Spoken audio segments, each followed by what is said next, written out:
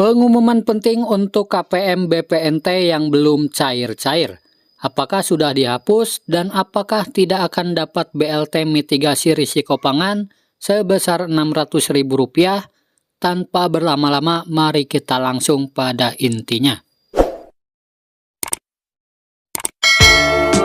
Nah, jadi bagi siapapun kalian dan dimanapun kalian berada, jika sampai hari ini bantuan BPNT tahap keduanya sebesar Rp400.000 belum cair, harap sabar terlebih dahulu ya, karena pencairannya itu secara bertahap. Nah, karena yang diurus itu banyak ya teman, sebanyak 18,8 juta KPM di seluruh Indonesia. Nah, jadi untuk penerima BPNT itu lebih banyak daripada bantuan PKH ya teman-teman. Nah, penerima PKH saja ada 10 juta KPM. Sementara untuk penerima BPNT ada 18,8 juta KPM. Nah, maka dari itu memproses butuh waktu ya teman-teman. Jadi tidak mungkin cair bersamaan dalam satu hari. Nah, bahkan pada aplikasi 6NG pun sampai saat ini keterangan setiap KPM BPNT itu masih banyak yang berbeda ya teman-teman. Ada yang sudah SPM, ada yang sudah SI, bahkan ada juga yang ada keterangannya itu masih SP2D. Nah, jadi setiap orang bisa berbeda-beda jadwal ya. Nah, maka dari itu tidak perlu terburu-buru bolak-balik ke ATM ya untuk mengecek bantuannya, karena semuanya secara bertahap dan butuh proses ya teman-teman.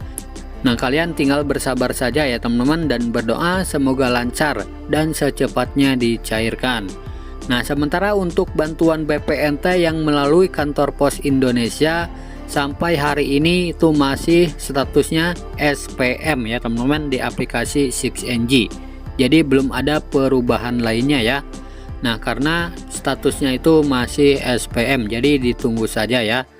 Nah, kemudian untuk bantuan PKH tahap kedua yang lewat kartu KKS Merah Putih kemungkinan bisa saja terjadi sekitar akhir bulan Maret ya teman-teman, atau di bulan April menjelang Lebaran tiba ya teman-teman. Nah, sebab yang lewat kartu KKS Merah Putih itu alokasinya adalah PKH tahap kedua ya, yang diprosesnya yaitu alokasi bulan Maret April 2024. Nah, sedangkan untuk PKH yang lewat kantor pos Indonesia juga mesti membutuhkan waktu ya teman-teman, dan harus sabar ekstra. Nah, sebab pencairannya adalah 3 bulan sekali ya teman-teman.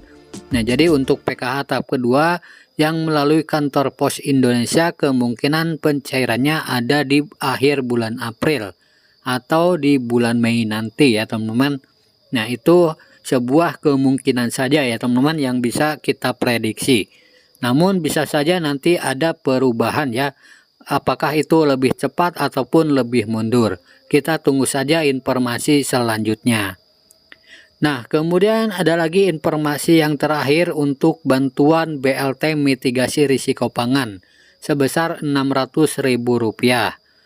Nah, untuk BLT mitigasi risiko pangan ini sesuai pernyataan dari Menteri Perekonomian Bapak Airlangga Hartarto menyebutkan bahwa BLT mitigasi risiko pangan ini akan dicairkan menjelang bulan puasa tiba ya teman-teman, dan akan dicairkan kepada 18,8 juta KPM yang berasal dari penerima program sembako atau BPNT. Nah, jadi untuk KPM BPNT ini insya Allah akan dapat bantuan BLT mitigasi risiko pangan ya teman-teman.